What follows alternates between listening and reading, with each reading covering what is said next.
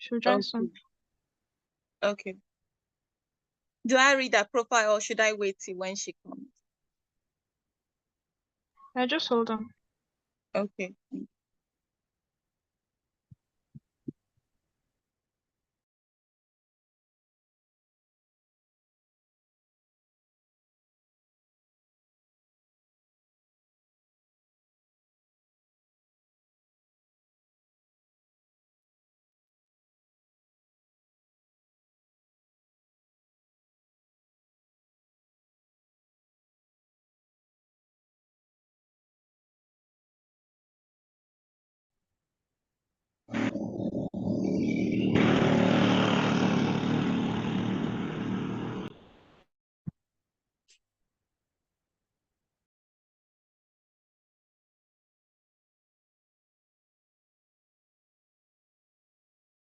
Okay, I see that our faculty is here already. Thank you. Welcome, Miss Risola Abiola. Good evening. Thank you for having me. Yeah, thank you. So I'll quickly go through our profile and once again, welcome everyone to today's session on challenges of young people in politics. It's going to be an interesting one. And we have our facilitator in the person of Ms. Risola Abiola, who is a young politician, a communications specialist, and a government relations professional. She's an advocate for gender equity and youth inclusion in governance who works at the intersection of politics and civil society to promote enhanced representation for marginalized groups in decision-making structures. Ms. Abiola was Special Assistant on Media to the former House of Representatives Speaker, Honorable Yakubu Dogara. She also served on the Board of Trustees of the governing All Progressive Congress from 2014 to 2018. And in 2022, she contested for the position of National Youth Leader at the APC's National Convention, the first woman since the formation of the party to do so. Wow. Ms. Rinsala is a UN Women Intergenerational Mentee. That is one of the 25 young Nigerian women choosing to carry on advocacy regarding meeting goals outlined in the Beijing Platform for Action. She also once served on the advisory board of the World Youth Movement for Democracy. I think I remember. She also runs the Derisola Abiola Foundation, a non-profit domiciled in Abeokuta, our hometown, and established with the aim of carrying out social development programs. She is currently the Senior Special Assistant to the President on Citizenship and Leadership. Wow. Welcome, Ms. Rinsala Abiola. We appreciate you for joining us today. I'll pass it on to you now. You have the floor, ma'am. Hello, good evening. Thank you very much for having me.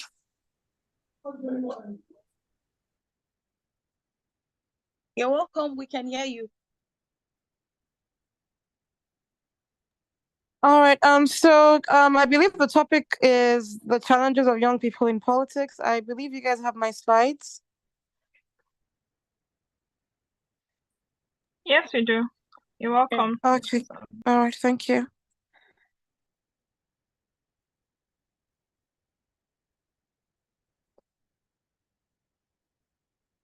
Charlie, please go ahead and share the slide.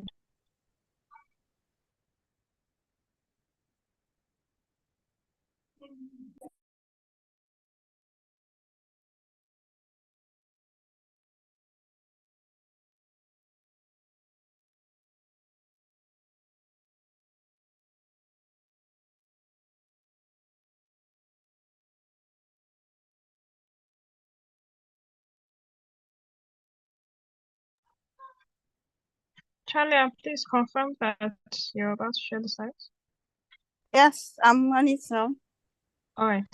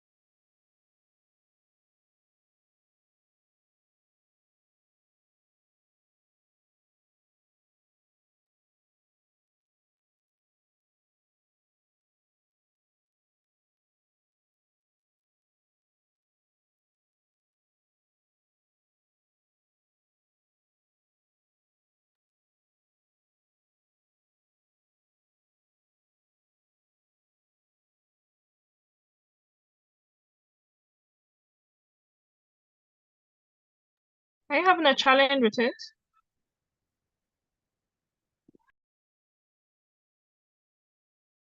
Yes, it's PDF. I'm trying to see how I can convert to.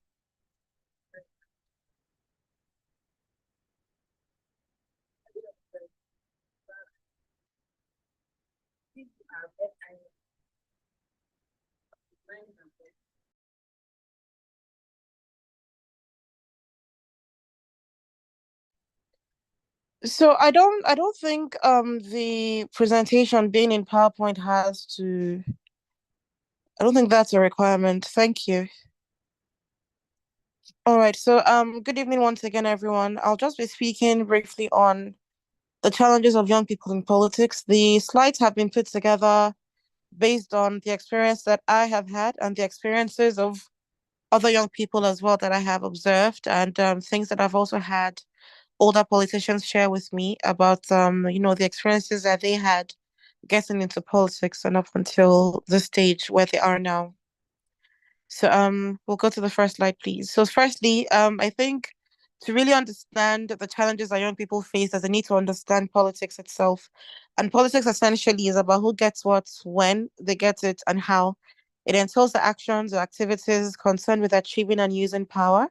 And it is an organized process of coming to a peaceful resolution regarding how resources are harnessed and deployed, as well as how society itself is structured, run, and maintained.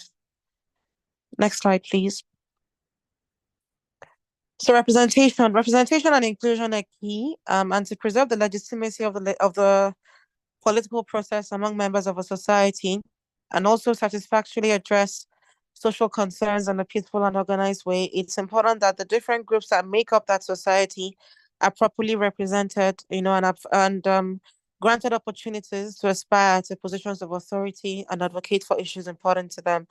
Essentially, the reason why representation is so important is because for the interest of of a particular interest group to be protected, then it's important that they have their people at the table when decisions are being made. And that's where the issue of youth inclusion comes in. Looking at Nigeria's population, the demographic makes up about 65 to 70% of the country's population. But then despite this, the level of representation remains kind of low. I would say since we had the Not Too Young to Run Act in 2018, we've had a significant uptick in the number of young people who are getting elected, although most of them are actually not within the age bracket that the Not Too Young to Run was advocating for, which is 25 to 30. But the attention that Not Too Young to Run put on youth issues and youth representation, I believe, has had the ripple effect of getting younger people into office generally. Now, in the House of Representatives, for instance, for the first time, we have a record number of young people below 45 elected to the House of Representatives. So, but then when it comes to appointments, you will find certain states like Para at the federal level as well. The current administration, the Ashwaji Bola Tinubu administration has a lot of young people holding appointed positions, SSAs, SAs, TAs, heads of agencies. We have a number of ministers as well. He appointed three people below 40 and more below 45. So we have quite a number of young people in elective spots, but this doesn't really cut across when you look at states, for instance. In a place like Lagos, you'll find lots of young people in appointed positions. In states like, I think I already mentioned Kwara, even in Kaduna, but like it's not everywhere that you find that level of representation that way for young people. Next slide, please. So there are different pathways to power. When I say pathways to power, it means the avenues through which young people can exert influence within the political system. And every time we have this class, I mentioned the fact that I should update this presentation, and then I forget. So please remind me, the team should please remind me to update this presentation before the next cohort, because there's a key one that I've left out here. There's the running for office, which is through the ballot. It also applies to running for office within the political party system. For instance, I run for national youth leader. So that's a way to run for office as well. But the office represented here is through the ballot. So, and then there's appointments, which I mentioned earlier. And the third one here should be um, uh, running for party offices or occupying party positions. So leadership within the political party system. Next slide, please.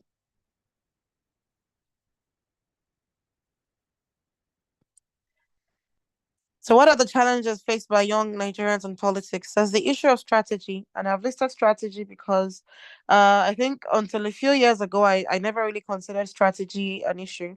But I've listed strategy because we found that, or at least I've observed that you have quite a number of young people who are interested in politics, who maybe join a political party, but they're not really, a lot of motion without movement, so to speak. So the issue of strategy is key. And when we talk about strategy, it could be things like, working together to advocate for your common concerns, working together to push for enhanced inclusion within your party.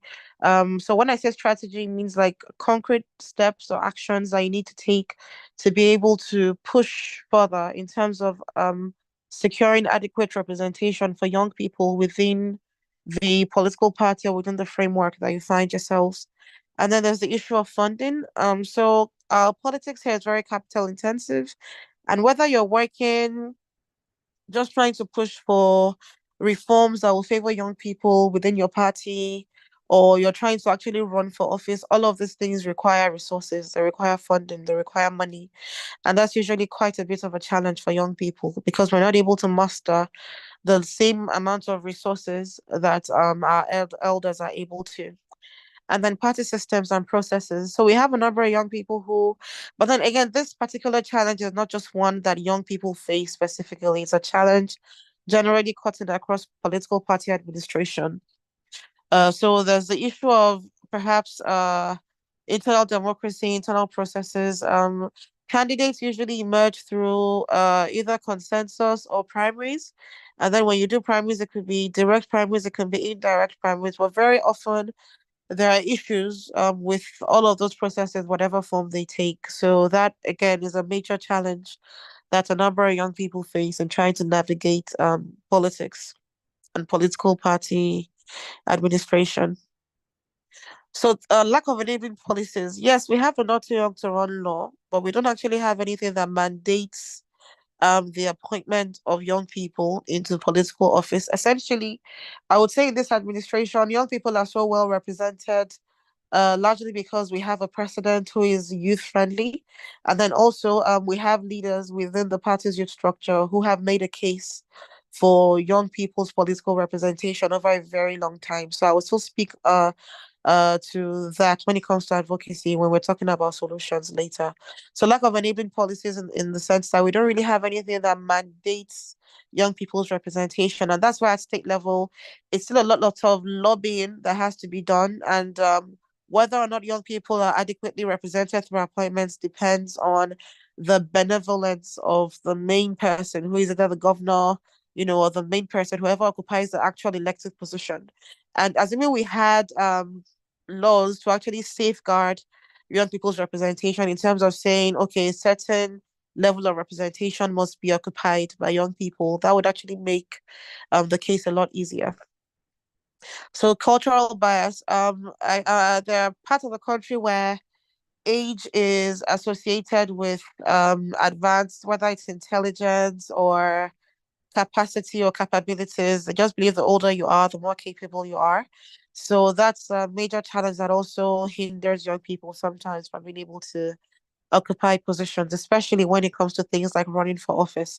They just look at you and decide, this person is not old enough, so we don't think this person would be right to represent us. We'll speak on how to handle this as well in subsequent slides, God willing. And then there's the issue of violence, and that actually prevents quite a number of young people from participating because they're worried, and then their loved ones as well are worried, especially if you're from a part of the country where violence is rife during elections or even just within the political system generally. So lack of access and mentorship. People tend to speak about mentorship. We all know that in the professional sector, in the corporate sector, we need mentors at whatever level we are, whatever stage we are, whatever it is that we do. We need people who have the experience, people who have the network, who have been in the system way before we came along to put us through on certain things. So there are a number of young people who want to participate actively in politics, who want to join public service, but they don't really have access to the kind of people that they believe can mentor them properly. Again, we'll discuss a way that you can address this in the next slide. Then the issue of excessive monetization, which is related to the earlier issue I pointed out, which is the funding issue. So there's generally, I separated them because all over the world, campaigns are expensive.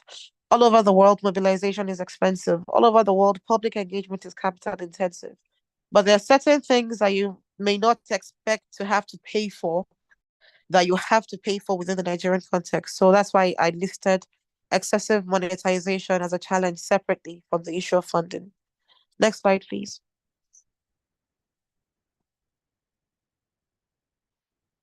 So how can the identified challenges be surmounted? Solutions. When the issue of strategy, knowledge helps, capacity building helps, strategic thinking helps. And when you're talking about knowledge, try to understand the context of where you are. Try to understand the history of the party that you belong to. Try to understand who your stakeholders are at different points. Say you want to run for office, for instance, or you're trying to get something done, or you want to lobby for an appointment, or you want to get something done for young people. You want young people to be better represented in the leadership of your party or in the government that you form. Understand who your stakeholders are, know who you need to engage, because you could be speaking to a lot of people and not getting any results at all. Sometimes it's only one person that you need to talk to. So just understand the workings of that system, so you know how to engage it and how to navigate it. The networking, also build your network. Networking also helps a great deal when it comes to resource mobilization, trying to get funding for your work, trying to get funding for your causes, trying to get funding for a campaign. Your network really does help a great deal. And even just beyond the issue of funding, there are things that might come up in your, quest to be more politically active or to occupy a political position or to get things done. And you'll find people from within your network who are able to assist you. So crowdfunding, again, when it comes to the issue of funding, we're able to surmount that, especially when you get to the point where you want to run for office. Crowdfunding, it's not really common in these parts, but there are some who are still able to do it. So depending on your social capital, on the level of trust that you've been able to build and all of that, you might be able to also explore crowdfunding as an option for your political activities. Then partnerships, consultations, and advocacy. This is key, especially for underrepresented groups, for minorities in any system. It's important that you learn how to forge meaningful partnerships that can be of benefit to you, that can be of mutual benefit. So I'm going to share a brief anecdote, and it was when we started the APC. For those who are familiar with the history of the current governing party, the APC was born of a merger of opposition political parties, as at that time the PDP was a party in power. And after several attempts, our leaders came to the realization that, look, to really dislodge these people, it's important that we work together as opposition parties and we come together and we forge one formidable party. So that, for instance, ACN, we have support in the southwest. APGA, you have support in the southeast. Well, there was a section of APGA that came along, I believe, if I recall correctly. And ANPP, you have a lot of support in the north. So why don't we all just come together and mobilize our individual support bases, form one formidable party, and then we can then try to wrest power from the PDP. And that was a strategy that eventually worked. So this example ties into strategic thinking. It ties into knowledge, capacity building, strategic thinking. It ties into partnerships and consultation. So working together, understanding that individually you might not be able to do so much, but together there's every chance that you will become unstoppable. And that is something that I believe young people really need to key into. And another story I'm going to share with you is how, as young people in the APC, we were able to start an advocacy that has now yielded really good results in terms of representation, especially at the federal level and in many of us, well, in some of our states as well. So it was that at that time when our leaders were forming the merger that gave birth to the APC, we were also forming our own merger of sorts that gave birth to a very strong youth wing of the party. So that youth wing, we've been able to advocate. We're able to get seats on the board of trustees, which is how I got appointed to the board of trustees along with two other young people. So this is just to show that when you're able to work together from within the framework of your party, and you're able to advocate for enhanced inclusion, and you're able to make your leaders see reason as to why young people should be better represented, it helps everybody in the long run. So working together on advocacy. And when it comes to advocacy as well, I'll use the Not Too Young to Run as an example. During the Not Too Young to Run campaign, I contributed my quota to that campaign as well. And those of us who were within the political system, young people within political parties, also did everything that we could to further the advocacy for youth inclusion through Not Too Young to Run with our leaders in the National Assembly within the parties to ensure that we had the buy-in of those within the political establishment, while other young people in civil society did the outer campaign, so to speak. So that again speaks to partnership and advocacy, understanding that those of us within the political parties and the young people in the civil society organizations are allies of each other, and that we still work together to achieve our common aims and objectives. And lobbying. So lobbying is essentially how to work within the framework of what you have to get results, to get what you want, to get what you need done. And for us, the major aim was enhance youth representation across the board. And lobbying is a continuous process. You don't just stop lobbying. The Not Too Young to Run movement required a lot of lobbying.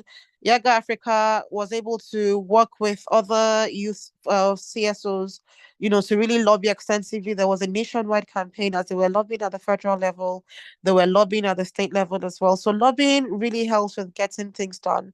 So whether it's at the level of the legislature, you're trying to lobby for a bill or for a law, or within the political party system where you're talking to your leaders and you're saying, look, we need to have young people better represented. We can't really appeal to young people if there's nobody within the leadership of the party that looks like them. So lobbying is very key. You need to learn how to do that. There are lots of resources that you could tap into. You could look it up online as well, tips for effective lobbying. But a very key part of it is something I mentioned earlier, which is having the knowledge of the system that you're working within, knowing who your stakeholders are, and then designing a strategy that will help you meaningfully and successfully engage the stakeholders and push for the changes that you're trying to see. So law enforcement is what would tackle the issue of violence. The more people are held accountable for political violence, the more it is that we establish a deterrent to would be perpetrators of violence within the political system. So that's more of a challenge for law enforcement. We have the laws. The challenge is not that we don't have laws that address it. We have the laws. It's the issue of enforcement in all the cases when infractions occur. And then mentorship. So I mentioned earlier that lack of access could really, really be an issue. But one thing I've also noticed that I think a lot of young people are maybe not really taking advantage of is the fact that if, for instance, you want, say, the president of the Senate to mentor you, that's a very busy man. And unless maybe you have a personal relationship or there's a reason why you're constantly within his immediate circle, it's a long shot to get, to be mentored by that kind of person. And even if you do have access somehow, and that kind of person takes you on as a mentor, and I'm just using the president of the Senate as an example. It could be any other key public service office holder, say maybe a governor or something, or a senator. Like even if you do have access and they agree to mentor you, then there's also then the issue of time and how much time they actually have for you, how accessible they will be, considering all the other pressures that they have to deal with.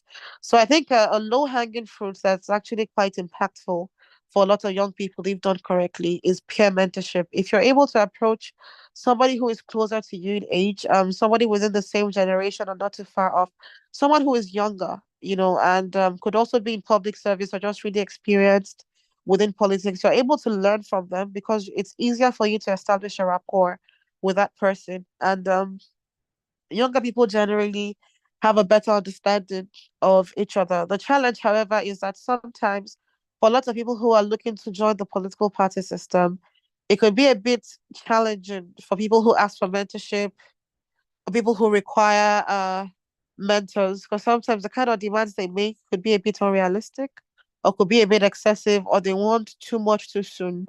So again, it helps to manage your expectations and also try to work at a pace that is convenient for the person who is mentoring you. And then you can have several mentors as well. So if you have somebody who maybe works within the legislature, could mentor you. You could have another young person who maybe does good work in gender advocacy if you're female, or male, or that field in particular applies to you. So you can have mentors who have diverse experiences, so you're able to learn from all of them. So far I would say that's what I have. And if you have any particular questions, I would be happy to answer.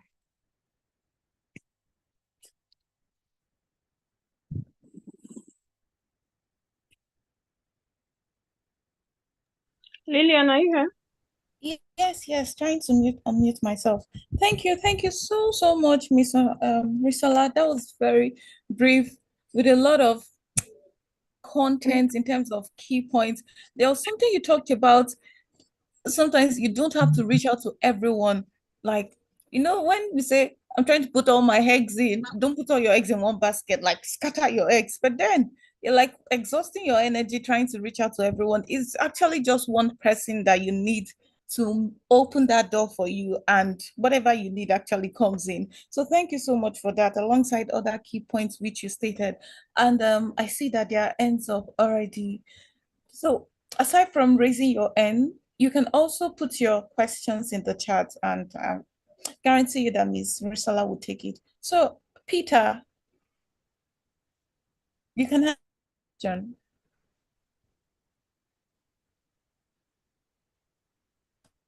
Peter. Hello. Yeah, we can hear you.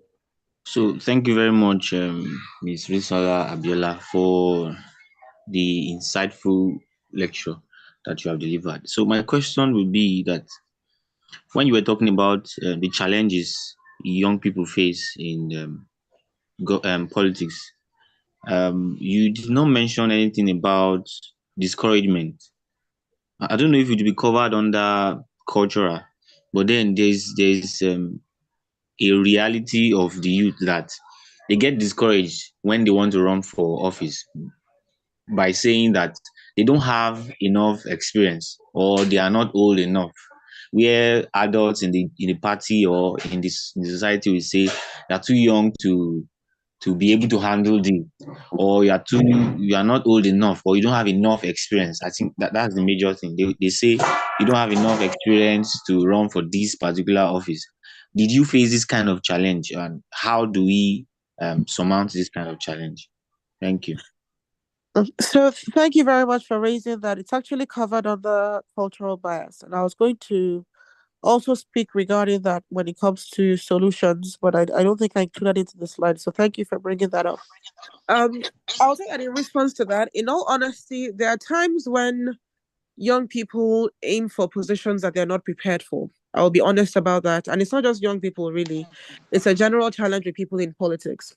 So there are times when people aim for positions that it's either they're not qualified for, they haven't gained enough experience for, or they're just not prepared for. And an example would be maybe someone just comes and maybe 3 months to an election, they've never been active in a community, they've never done anything there, they hardly know the place. They just stand up and say, look, I'm running for office. Or even 2 weeks to the elections. We had cases like that in the last election as well, when people only learned that people were running for specific offices, say like weeks to the election. So there are actually cases like that, and I think for those who fall in that category, it's important that we approach things a little more seriously and understand that everything takes a process. Politics takes a process. Now that said, there are also different party structures. So if you're aiming to run within, say, parties like APC or PDP or, APGA, like established political parties in certain areas, it might be a bit more difficult to emerge in some cases than others. And that's why it's very important that a lot of groundwork is done. Because you'll find people who have been within these parties for a long time, who have paid their dues in every sense of the word. But when it still comes to the issue of getting a ticket, they still struggle. And that has been an experience for quite a number of young people, and I would say myself inclusive. So when it comes to elective office, getting a ticket is usually not that easy. So when that the discouragement comes, sometimes it's not just a function of age, and I believe I repeated that a few times. There are pitfalls or challenges that we tend to go through that are specific to young people, but not all of them are because of age. It's you'll find that even with political parties, especially the main ones, even older people who have been within the system, there are people who have been trying for 10, 15, 20 years to get a particular ticket and they're still not able to scale through. And it's not because they're young. It's not because they're not known. It's not because they haven't paid their dues. It's just the system, the way it is. So that happens. But when it comes to the issue of cultural bias, especially, and the issue of age, especially, I think capacity is key. And if you're able to demonstrate capacity, you're able to contribute. Say you're within a party and everybody knows that whenever there's anything to be done, you contribute your quota. Like you've shown responsibility, you've shown capacity. They know that you're gainfully employed, you make contributions within your part or whatever it is that the party is doing. They see you using your skills to promote the party. If it's media that you're good at, you make meaningful contributions, to the growth of the party. When the time comes and you say you're willing to vie for something, even before you say it, when they're thinking of, oh, who could represent us, your name should be coming up at certain points before you even say, oh, I want to do this thing. They should know that you're worthy of the position that you're aiming for. And when you get to that point and you run for office, it is still not a guarantee that you're going to get the ticket or that you will get the needed support. That's one other thing that I think we should all prepare ourselves for. When it comes to local politics, the dynamics are very different. You could seem like a favorite today, and then you go to the field and you find out that's not the case at all. So it's still not guarantee actually that you will get the needed support. But what it does is that it puts you in the conversation. So say everybody, you all go to the primaries, you don't get it. Your leaders are aware of your contributions. Your leaders are aware of your situation. Your leaders are aware of your capacity. And usually, say after elections have been held, government has been formed. If your party wins, they start thinking about forming a government, appointing people. That's actually how a lot of appointments happen. A lot of appointments tend to go to people who vied for office, serious contenders, serious aspirants who did not get the ticket but still stayed the course, contributed to the party, campaigned for the party, or people who have been in the trenches of the party for so long and people have recognized that this person is playing a key role, this person is active. And this person actually, when it comes to merits, they know that you have contributed your quota to the success of the party and the success of your candidate. So that's how a lot of people actually get appointed. And it also helps to have a good CV, a very good CV. So, and then that's another challenge that young people have. They are passionate about party affairs. You see them everywhere. They're always the first to show up. But when it comes to professional experience, because at the same time, when you're forming government, it's different from when you're campaigning. So it actually helps a great deal to be a politician who also has a good CV, and you can point to work experience, you can point to things that you've done, you can point to a network that you've built, even outside of the political party system. These are the things that add value to you as a young person within the political party. So even if you do vie for office and you don't get it, when appointments are being made, there is no way you will not be considered. And sorry to bust your bubble, but it's still not a guarantee that you will get appointed. But it just means that at least your name is being mentioned in those rooms and they know that they, in quote, owe you something, so to speak. They know that, okay, if we are saying that we want to extend a hand to our people, these are the people who have earned something. So if maybe some appointments are made, immediately government is formed, your name doesn't come out, you know that at least your leaders are pushing for you and that you're being considered for certain things. Even if the appointment still doesn't come, continue to do what you can within that system. And it might be the next election cycle that you get, that you eventually get your ticket. So there are times that it happens that way. But what I would just say is continue to build capacity, continue to contribute. And when I say build capacity, I mean politically, professionally, like personally, within your community. Just continue to build capacity and continue to work stronger. And eventually, by God's grace, your time will come. Just give your all. Do whatever you can. When I say give your all, I don't mean spend all your money on party issues. Or remember to take care of yourself and learn to attain like balance, strike a balance. But like just understand that no investment is lost, and just continue to do your best within that system. And also be mindful of the culture where you are. So there's a certain way that elders like for you to present yourself. So if maybe you're meeting the chairman of a party and it's expected, try to understand. Again, it ties to knowledge and strategy. Understand the stakeholders you're meeting so you know how to talk to them. There are some elders that are very youth friendly. They're not very big on rules or anything like that. And there are others that are very conservative. So when you're visiting them, they expect that you present yourself in a certain manner. They expect that you dress a certain way. They expect that you speak a certain way. It's like the example that's coming to mind is like when, for instance, you want to marry a woman and you're meeting her family for the first time. If you really love that person, you will try to present yourself in a way that will not alarm her family, your potential in-laws. So just think of stakeholder engagement like that when you're like engaging elders within the political party system. So just be patient. Eventually they will recognize the talents, they will recognize the value, and your age. They will stop talking about your age. I can't remember the last. I don't even think I've ever had anybody go, "Oh, she's too young." My age has never been. I've never had someone say to me, "Oh, you can't have this because you're too young." It's not, I don't even think it's something that occurs to anybody, and I'm really still in my 30s. So Wow. I think that covers it. Thank you very much. Thank you very much. Yeah. Thank you so much. Thank you so much, my dad. I see Ibrahim's and Ibrahim. Yeah, good evening. Thank you, madam. Thank you, sir. Yeah. Fortunately for us, you said it has been read in your biography. Is it biography? Should I call it biography? That at one time, special advisor to the speaker, and that makes you to have a good opportunity to mix with top government officials such as the speaker.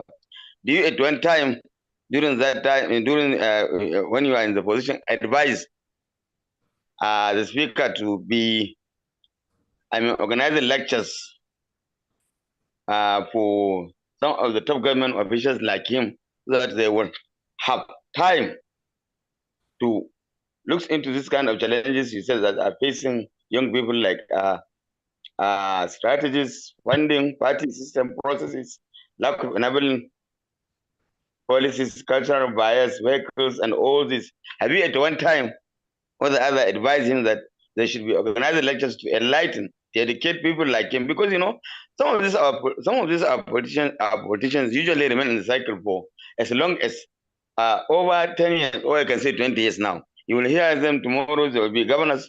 By next tomorrow, you will hear them in the House of Representatives. And then you will hear them in the Senate. Look at, they will be circulating on the positions without allowing the young people. He said that's why probably equality challenges to them, because they don't usually think of the young people, so that they will relinquish that position and leave the younger people to take over such kind of positions, so that the country will move forward. Thank you very much. So I worked at the National Assembly as a special assistant. My portfolio was in the media department, but I will say that and that was when 2015 to 2018. It was quite a while ago, but I would say that since after he became speaker, or during his tenure as speaker, Right Honorable Femi Gbajabiamila, who is now the chief of staff, started a legislative mentorship initiative, which is meant to help young people who are interested in the legislature to develop their potentials. It's like a mentorship initiative. So there are quite a number of political leaders who are very particular about mentoring young people. And that's one of the things that the president as well is known for, mentoring young people and supporting them and nurturing their talents. Now, on the issue of succession, I would say that we've seen states where leaders left office and then helped much younger mentees to the same offices. Lagos is an example, and quite a number of other places, I believe. And I would just say that on the issue of young people generally and relinquishing positions, there is a saying, something that Shiwaji used to say quite back, and it's that power is not served a la carte. Nobody is going to come and take power and hand it to you. As young people, we need to learn to do what needs to be done to be able to attain those positions as well. Our leaders, when they were fighting, Ashwaju is president today. He was an active participant in the struggle for democracy. That was a very dangerous time in Nigeria's history. A lot of them fought. Governor Kayode Fayemi, who was governor of Ekiti State, was a foremost democracy activist as well. We have quite a number of them who fought during that period, who are now in the National Assembly too. Quite a number of them occupying different positions or who have occupied different positions at different times. And we have others who also got into politics when they were quite young, and today they are still either maybe they went on to serve as governors after being special advisors or special assistants to the president, went on to serve as governor, then moved to the Senate, and now they're no longer in office, but they still wield a degree of influence within the political party system. What I'm going to tell you is that they started young or relatively young for most of them. But for as long as someone does not feel challenged by the competition out there, you can't expect them to just say, oh, I'm going to leave this and give it to you. You have to earn things and you have to fight for things and you have to get things. If something is handed to you too easily, you're also not going to value it.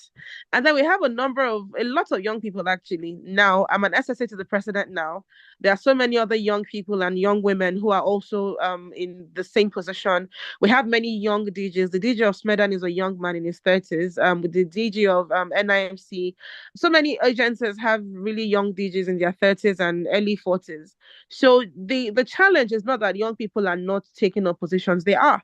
I mentioned earlier as well that in the National Assembly now, in the House of Representatives, we have a record number of people below 45 in the House of Representatives. There's a Youth in Parliament committee that is made up of all those members. And for the first time ever, we have like a number of people exceeding exceeding the number that were elected in previous times within that same age bracket. So we actually do have lots of young people who are emerging. The current Minister for Interior, Honorable Bumitunji Ojo, BTO used to be in the House of Reps. I think as at the time he was nominated for minister, he was 41. And as at that time, he has already served for one term in the House of Representatives. So that gives you an idea of the fact that young people actually are emerging, especially through the ballot as well. In state assemblies, I had a friend who was elected to the State House in Lagos, I think at 34. That was in 2019, during the 2019 election cycle. I know people who were elected as local government chairmen in their 20s, late 20s, early 30s. So the challenge is not that young people are emerging. Maybe you could say that you're not seeing enough of us, or maybe you're not paying attention to the places where it actually is happening. In my state, there are quite a number of young aides. And another issue is that some of us are, I don't know how to put it, but it seems as though we want to be elected governor at 30 without a lot of experience. So if that's what the challenge is, I don't think that's a very realistic expectation to have. The Speaker of the Oyo State House of Assembly became Speaker in his 30s. I think he's still in his 30s as well. The former commissioner for youth in Oyo, Seun Fakorede, was appointed in his early 30s or even late 20s, I'm not sure now, and is still within the government as a special advisor to the governor now. In Kwara State, we have the youngest member of the State House of Assembly, Honorable Rukayat Shitu, elected at 26, if I'm not mistaken. So we actually do have quite a number of young people breaking those records or setting new ones and doing quite well within the system with the support of older politicians.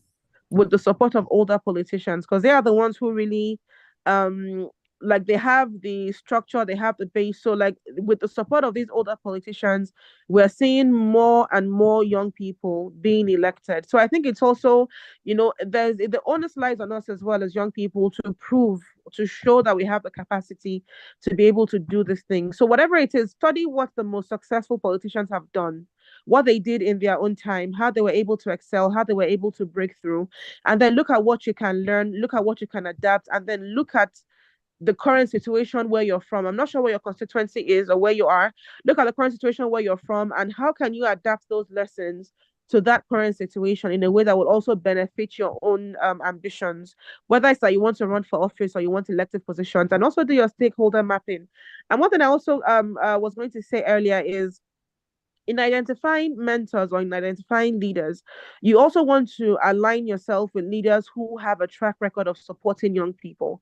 There are states, for instance, where the young people really complain. And this is me now saying that, yes, part of what you said is genuine, but at the same time, we shouldn't have a victim mentality, so to speak. Yeah, Or these people like don't my want to state, lead. like We my also state, should be willing.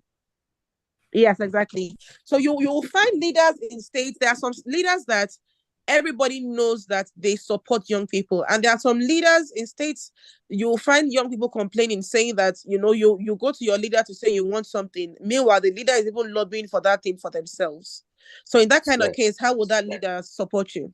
So it's also very important that we also learn to choose our leaders properly, and understand that essentially go to people that will want you to grow, basically, and also invest in yourself, improve yourself. If it's your CV, you have your BSc, go back to school. One misconception that I've found that a lot of young people have, for some reason they think people in government are not well educated, or that they're not intelligent, or that they don't know what they're doing. I don't know why. We know that. We know that, But they madam. just We have know that that. assumption. That's why they always want So to remain in I the was corridor of just power, trying to always. advise. I don't. Sorry? That's why they always want to remain in the corridor of power, because they are educated. They are more educated than So the I'm just younger I'm people. just That's saying, good like, at them, madam. improving, invest in self-development, invest in self-improvement, be like an expert in the field that you're knowledgeable in, build your political base, make meaningful political contributions. Like, one thing I know, I don't know what it's like, but I can only speak within the context of the leaders that I know. They have an eye for talent, and they like people who add value. So if you're that kind of person, I promise you, your age will not matter. They will be the ones that will say, I think this position would be right for you. They will lobby for you in places that you don't have access to, because they're sure of your capacity. So I think it's just left to us as young people as well to show capacity, and also to be willing to take initiative, be willing to lead the charge, and also not forget to lobby, come together amongst ourselves and push for enhanced inclusion for our own generation as well. If you have sensible leaders, and many of our leaders actually are, especially when it comes to youth issues, they will listen to you. Thank you. Thank you, madam. Thank you so much, Ms. Rishola. Once again, one word keeps on resounding: capacity, capacity. I'll take some questions in the chat before we take David finally. Oludare is saying, thanks, Rishola, for the insights, particularly the tips on lobbying. You made the challenges of young people in politics seamlessly easy. We all know the number one discouragement for young people in politics is funds. For example, tickets, campaign, lobbying, public relations. What can be done in such instances?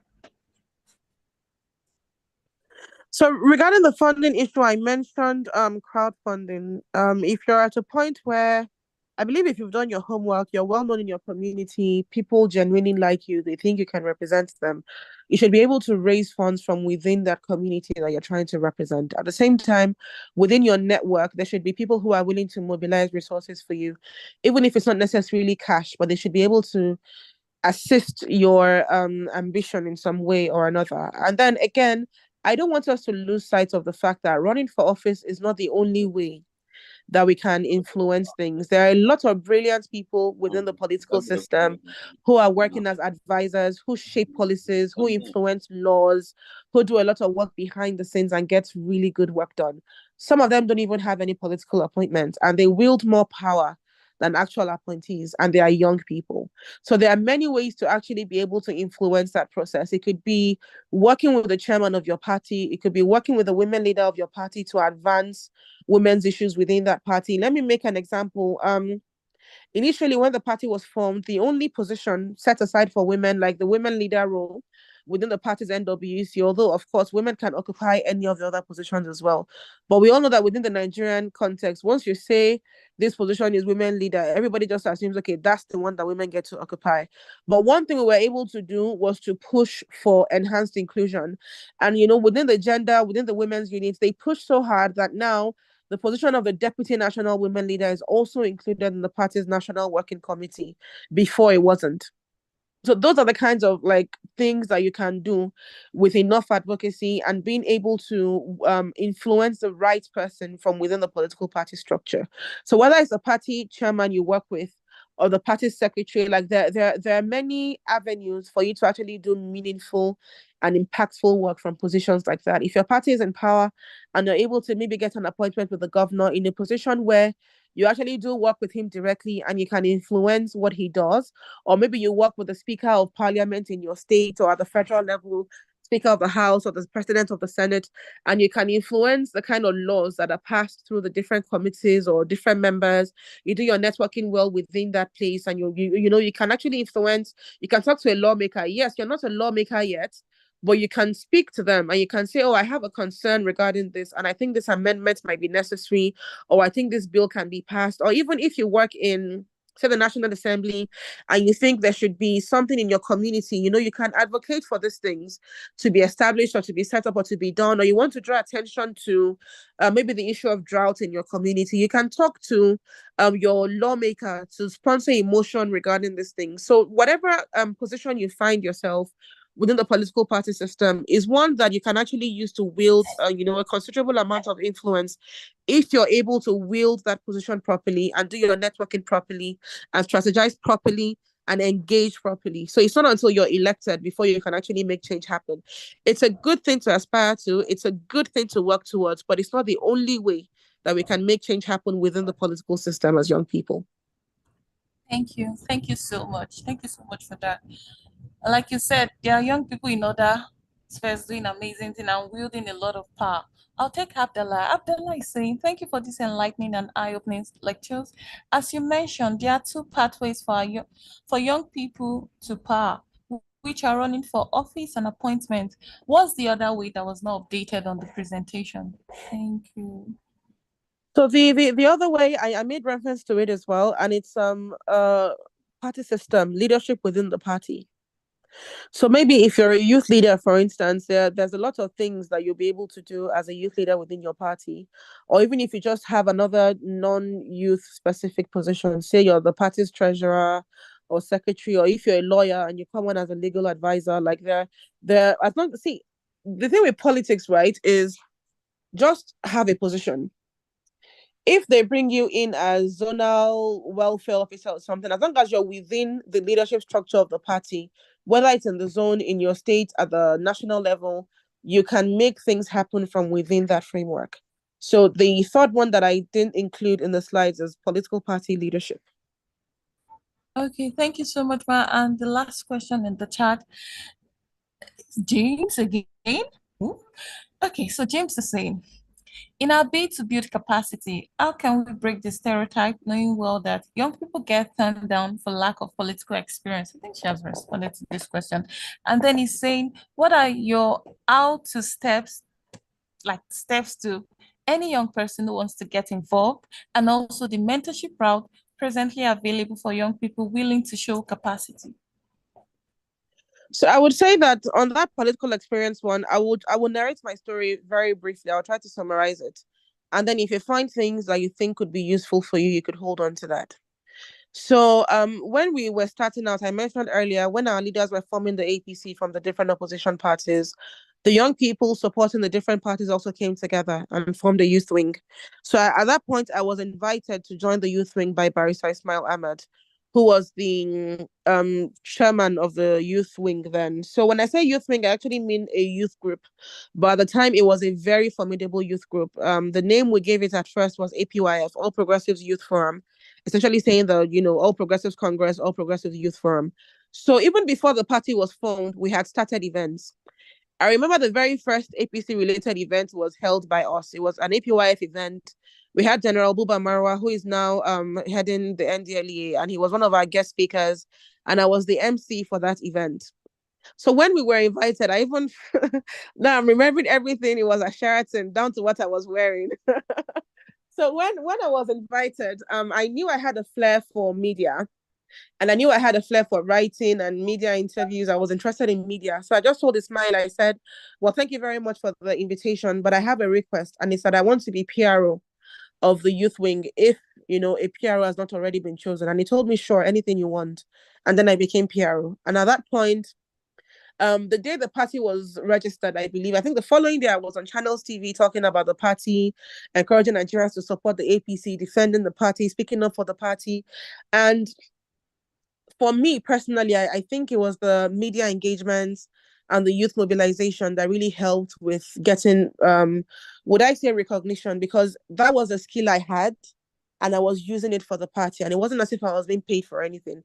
In fact, I joined the APC in 2013. I would say that the only time I have ever received payment for doing party work was last year. And when I was offered like the payment, I was surprised because never in my life did I think like anybody got paid for anything party related. Like it was last year. And it wasn't even party work per se. I was working directly with somebody who, played a very key role within the campaign. So the other person just believed, I can't be asking people to come every day and then not at least cover basic costs associated with their transport and stuff. I never took on that role thinking that I would be paid or expecting to be paid. That's the first and only time that I've ever received like payments for party work in terms of a stipend or anything, and it was shocking to me. So I essentially just concentrated on using the skills that I had to promote the party, especially when it has to do with youth issues. And then I also came from a background of youth advocacy. I'd worked in youth NGOs. I was involved in activities of the National Youth Council of Nigeria and general youth mobilization. So I was coming from that background, and I believed, look, why is it only our leaders? Similar to what Ibrahim said earlier, they are still in power. It has been them. We should take over. We should this, we should that. They should give us power. And then joining politics really helped me with perspective. Like, okay, so you want to take power. If somebody says, come and govern the states now, are you ready? Do you know what to do? Do you know the first thing to do? And then I realized I had so much to learn, and I also had to develop myself. But in the meantime, what I had was that flair for media and communication, and I was going to use it to promote my party to the best of my ability. And I went about doing that, and I did it well. And then, coming from a background of advocacy as well, I also began to do a lot of advocacy regarding, okay, yes, we cannot be party chairman yet, but when it comes to party structures, we want representation. I wrote a position paper to the chairman of the party. Then I remember when Governor Yogun was APC chairman, I wrote a position paper detailing how young people should be represented and why. I when we had the youth leader then, who is now my very good friend, by the way, but then because he wasn't chosen from amongst us, it became an issue. I was one of the loudest voices protesting against it. Like I'd always just made it abundantly clear that I'm here to represent youth interests and to promote youth interests. And that's coming from a background of youth advocacy. That's a Luther background helped me with ensuring that however I felt, I expressed it. But then as I grew older and I gained more experience, I became more circumspect about how to engage. And then I learned that, okay, if you have a problem with the party, you don't go to the public and lambast the party. You approach your leaders and you tell them, this is not being done right. And we think you should do this because you're in a position to fix it. So those were all things that I had to learn along the way, to temper my activism with pragmatism. And that is what politics requires. So what I was able to do regarding the party was, put my skills to good use. And then as I gained other experiences, in the private sector, as I gained other experiences in the National Assembly, as I gained other experiences, as I studied further, and then, there was more of an intellectual um there was more of an intellectual dimension to the kind of contributions that I was making. And then my gender advocacy as well was something that I also applied to my political activities. I was one of the key young people to start the Young Women's Wing of the party last year. Sorry, I keep forgetting this is 2024. During the election cycle as well, I brought young women together across the country. We campaigned based on gender issues. I was able to have, an innovative campaign event, even if I do say so myself, centered around promoting the gender sensitivity of our candidates because we were trying to get women to vote for him. So like whatever it is that you have, whatever skill you have, whatever experience you have, use it for your party. And I believe your leaders will recognize that because as I said earlier, they really appreciate value. And I'm not saying I'm the most valuable young person in the APC. There are many of us. There's nothing, I wouldn't say that I am unique. There are so many of us who are gifted, who are brilliant, who are contributing in their own way, and who are receiving their due recognition for making those contributions, using their talents to promote the party. And to essentially do party work, so to speak. And beyond just promoting the party again, it's also important that people understand that if you're in a room, that you will speak the truth and that you will actually add value beyond just saying yes sir, what you said is correct. So it also means something that when people want to know, when your leaders want to know, okay, what do the young people feel about this, they can reach out to you and you will tell them the truth. That also really helps. I found that a lot of people believe that with political leaders, you have to agree to whatever they say. You have to not upset them. You have to not rock the boat. But I tell you that the leaders worth their salt, like true leaders who truly care about the country and who truly care about the people, they want to hear your honest feedback. So it's very important as well that you're somebody who they know is willing to tell them like the real state of things. This is what the young people need. If we don't do this, we will lose the support of our young people. This is what the young people require. Like, it is important that they know that whatever you say, that you will speak the truth and you will truly represent that demographic, because then they would also respect you.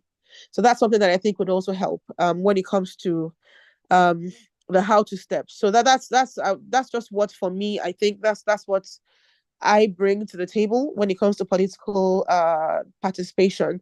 And then for you, you might decide, what you think is valuable that you can add to that process, and eventually do it enough times, and they will take notice that this is what you do, this is what you have to offer. And then, when they need capacity in that regard, they will always reach out to you. Thank you so much. Thank you so much, ma'am. I'll quickly take David, please. Can you be brief with your questions? Or quickly take Matthew. Yeah, good evening. Good evening. Yeah, thanks for your time. I have 2 questions for you. We've been talking about youth, and it is estimated that about 60% of Nigerians are youth. And for us to actually make a change in the society, the youth have to be involved. So now I want to talk about advocacy. I'll use Lagos as an example. In Lagos, apart from certain places like Ikeja, maybe the island, and maybe Lekki, and on the other hand, we have places like Badagry, Ikotu, and some other places I can't really remember now. We have uneven developments. Apart from the presence of the state government, like having a state or federal roads passing through those places, when you look at the streets are not hard. The gutters are not maybe working properly, or no, there are not even gutters. And when it rains, you see flood and all of these challenges people face. Now, I want to ask, how can youth go about advocating for a better society in this regard? What are the steps they should take? Okay, that's one. Then 2, how do we make the youth? Yeah, are you with me? Yes. How do we make the youth realize that being part of the system is key? Because we know most Nigerian youths don't even care about politics. They feel it's not my thing. And they've forgotten that the policies being made by whoever that has been elected by, in quotes, those you feel are not supposed to vote, affects them. So I want you to, what steps can we take to actually make them come into the process so they stop complaining and maybe take part in the electoral processes? Thank you. All right. So for the first one, about how do you, as a young person, advocate for work to be done, especially essentially even development in your communities, get yourselves together and start your advocacy. It's really that simple. You have social media now at your fingertips. If you have maybe youth groups in those places, make your concerns known. We're from this place, we see development happening here. There's no development in our communities. We have high levels of youth restiveness. We have high levels of crime. There's issues with infrastructural development. Then understand who are the leaders in those communities that represent you. In the state assembly, in the House of Representatives, engage them. They have constituency offices, and then they also have, I know that generally legislators tend to be more accessible than officials in executive positions. So if you're able to reach your legislator, and you should be, I think legislators generally tend to be more accessible, write them for a start, get their phone number, message them. We have this concern, you represent us. What are you doing about it? Get yourselves together, pay them courtesy visits. And when you pay these courtesy visits, share constant updates on the media. Let other young people or other members of that community know what you're doing and know what your causes are. So if, for instance, you have traditional rulers as well, I'm not very familiar with Lagos politics. I'm from Ogun State. My politics is in Abuja and then Abeokuta, where I'm from. So I would have loved to see this person, see that person, see that person, but I'm not very familiar with Lagos politics. So if you have maybe like traditional leaders, I know there are ballets in Lagos as well, and there are kings in different communities. Schedule visits to them, introduce yourselves. As Yoruba people, they're very mindful of something called omoluabi. If they see that you're countenance is fine, if they're okay with your presentation, they will also advise you on how they think you should go about engaging. So like understand, do your stakeholder mapping. If you want to get attention from government, who are the people that you have to see? Who is the commissioner that has been appointed from your place? Who is the other agency heads that have been appointed from your community? Do you have traditional rulers? Who is your who are the legislators representing constituencies from that area that you believe is not getting enough attention? Who is your federal House of Reps member? And the federal people are very important as well, like federal House of Reps and Senate, because through the instrumentality of zonal intervention projects, they are also able to attract projects to their constituencies. So in a case where maybe the government has budgeting issues and the budget does not cover everything that you need them to do, you can also reach out to your House of Reps member or your senator, and they might be able to get some of these projects into the budget at the national level, so that that is done as a zonal intervention project, from them, nominated by them. And then also look at your LCDA and LG reps. I know that in Lagos, LG autonomy is already in effect. They get their funding directly. So I know you guys have LCDAs and you have local governments as well. Pay visits to these people as well and draw their attention. So what is the issue? This road, is it that it does not fall within the purview of the local government to fix? Is it a federal road? What is the issue with it? When can we expect, support regarding this? And in the meantime, what palliative measures can be taken? Are you going to grade these roads? What can we do? If it's an issue of potholes, can we put people together to fix them? If you're having issues with your primary health centers, so what can you do in the meantime? Primary health falls within the purview of the local government. What are you doing about this? Our people are concerned. We have challenges with maybe maternal mortality as a result of the primary healthcare centers not being well equipped. These are issues that I believe we should engage on. So get like minds together, because if it's just one person speaking, they might say, oh, opposition, or why is it just you? But if it's a group of young people speaking about the issues that matter in their community and they're engaging their leaders on it, that's fine. I don't see any reason. So try to get like-minded people together. You don't have to be many for a start. It could just be 3, 4, 5 of you. But when you're going to visit these people, at least there should be like 3 to 5 of you, on those visits, and begin to pay visits to them. You're the ones empowered by law to look into these issues and ensure that they're fixed. May we know what's going on. We're concerned about this in our community. It could be that maybe the bad portion of the road encourages criminality, and these are issues that cut across not just in Lagos State, all of our states. We have areas where we believe they're not getting enough attention, but are we engaging the leaders who have been empowered by the Constitution to fix these things? So let's start from the issue of local government. There is governance at every level. I know in many states, local government don't really have access to their allocation. So that might be a challenge with local government chairmen. I've heard them express these frustrations. But in the places where that local government autonomy is in effect, you can't hold them accountable. So go and meet them and talk to them. And if maybe they say, oh, we are working in all these places, urge them to also take these other areas as a priority, so that the development goes round and everybody can point to what they're benefiting from government within their communities. So just try to get like minds together and do a lot of publicity as well regarding your efforts. If you go to these people, it's a non-hostile engagement. You're there to draw their attention, and that's essentially their job. They're public servants, so engage them and be sure to give frequent updates about your engagement so that other people know what you're doing. Okay, thank you. The second one, you've not spoken about that one. What was the second question again? How do we make the youth realize that they're part of the process, being part of the process? Yeah, they're part of the process. So it is an issue of advocacy. It's an issue of advocacy. And I would also say that there are some people who are naturally inclined to certain things and others naturally inclined to others.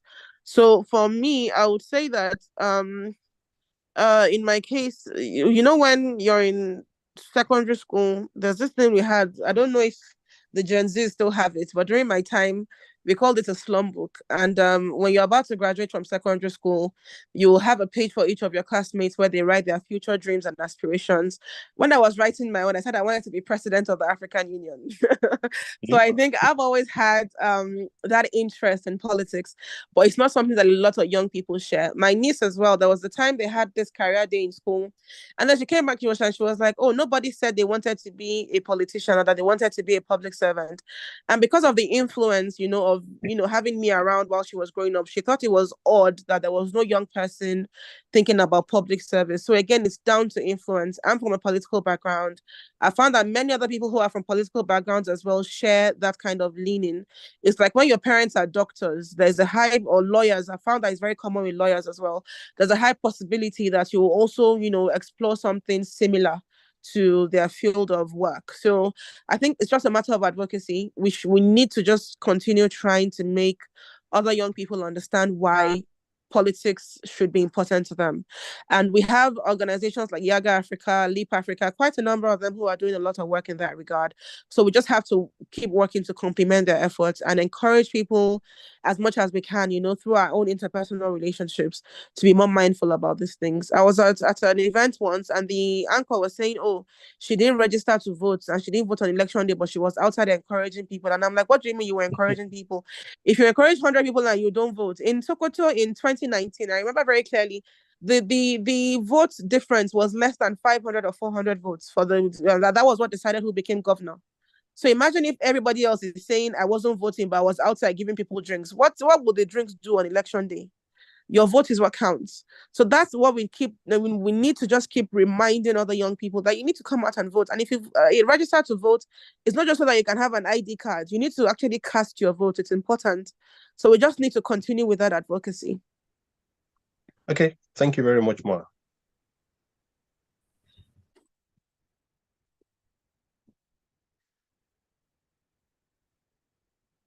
So I believe we've covered all the questions, or? Yeah, that's good. That's good. I appreciate it. It's quite insightful. Thank you.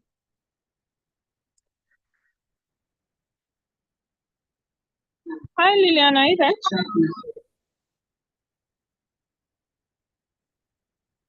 Okay, Charlie, could you take over? I think in the chat box. I think I saw one question about how do you find a mentor? How do you contact a mentor? I think that's here in the chat box. So I would just advise start with peer mentoring first. Start with those that are within reach. Social media really helps these days. Funny enough, again, the Seun Fakorede was appointed as Commissioner for Youth in Oyo State in 2019 after Governor Sheyi was elected, and his very first contact with the governor, I believe, was through LinkedIn. I think he shared that once, if I recall correctly. So there are people that you can actually just message them, try reaching out to them on LinkedIn, whether it's Twitter, whether it's Facebook, just, send them a message and see if they respond.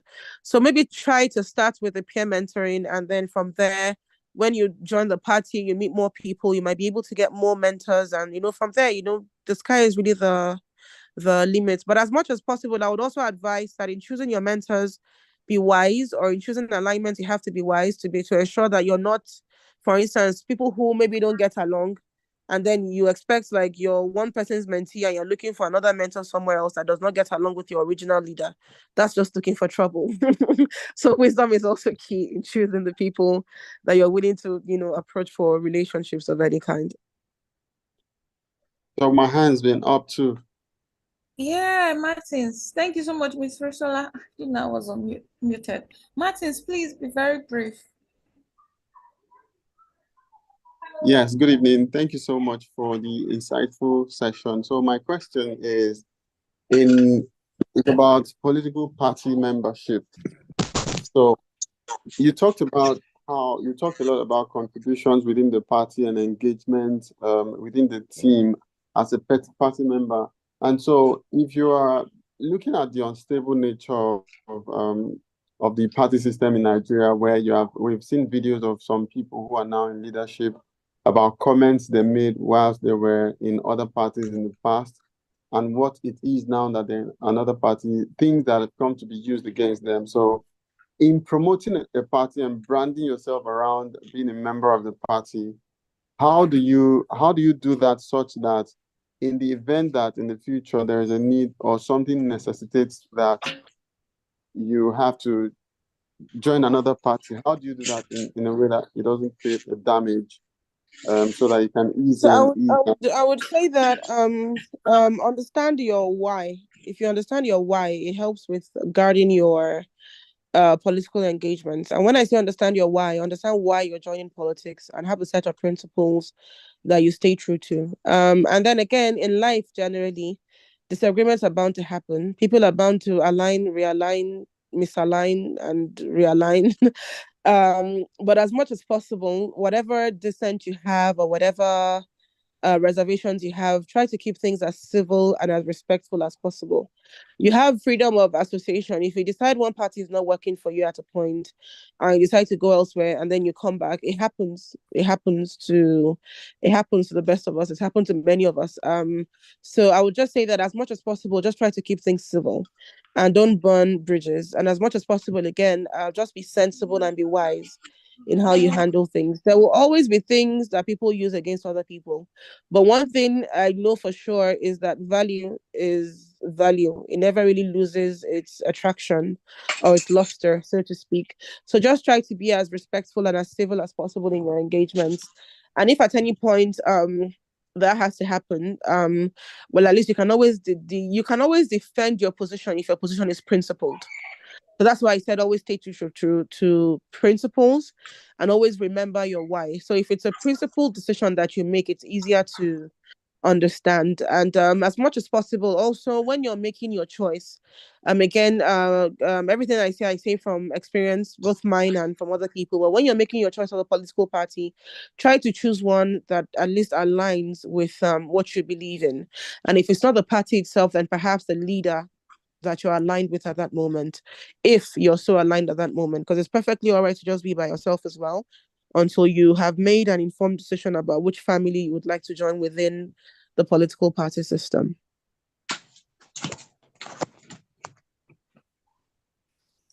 Thank you so much, Miss Risola. A lot of insight. Somebody said the major key points were stated in the first 30 minutes of the session, meaning for the late risers, we're sorry, though. I think you can watch the video on YouTube. It was a lot of insight, wisdom based on experience. Thank you so much. So everyone, please use the chat or use the emojis to show our appreciation to Miss Risola. She has given out so much. Like, I don't think you'll get this anywhere, to be sincere. I don't think you'll get this anywhere. Thank you so much. Plus the questions were also very insightful. Like it was a whole new session on its own. Once again, on behalf of the Electoral College, to say thank you so much, Ms. Risola Abiola. And we always look Thank forward you for having me. always and always. You're welcome, ma. Thank you everyone for joining today's session and see you tomorrow for another session. Bye-bye. Thank you so much, Lillian. Thank you, Ms. Risola. It's always a pleasure having you. I know how busy your schedule is, so thank you so much for taking out time to always honor our invitation. Class has been very insightful as usual. Okay, I think someone was asking of your contact. Would you mind sharing maybe your social Yeah, I media shared handle? my email address. Okay, you've shared your I shared email. an email, and then Okay. social media. I'm at Risola Abiola on Twitter. I'm most active on Twitter, so that's where you'll find me. Okay. All right. Thank you so much, ma'am. It's been a pleasure having you. All You're right. welcome. Okay. So I'll be presenting the certificate of return for the winner of yesterday's elections. Thursday's elections. So congratulations to the pseudo NMPP party. You won the senatorial candidate seat for Cross River Central. So congratulations to you. I'll be presenting it right about now. And if the winner is here, you will just be given a minute to accept it. So congratulations, Jeptan Mancha of the New Nigerian People's Party, cohort XIV, elected to the membership of the Senate for Cross River Central. Congratulations to you. If you're here, just indicate with a show of hands, so you could be asked to unmute and receive your certificate.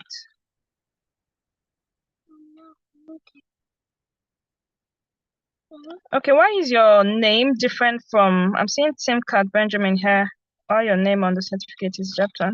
Say challenge for that. Okay, sorry, my phone off, so I have to use my friend's phone. So I have to send the link to his phone so that I can enter Plasma. Okay, that's fine. Nice one.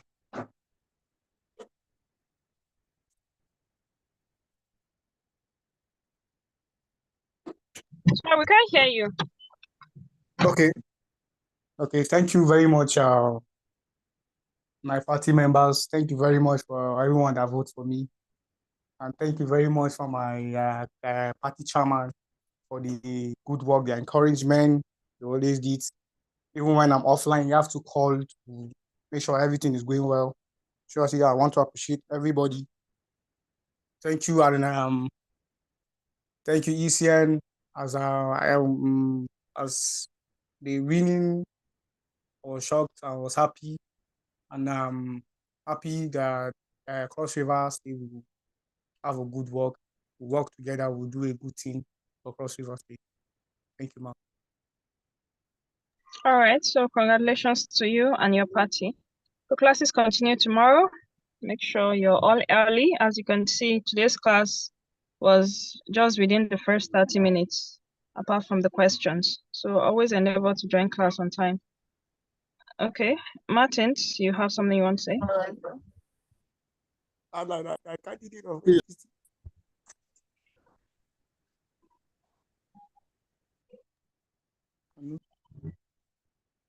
Martins, please go ahead.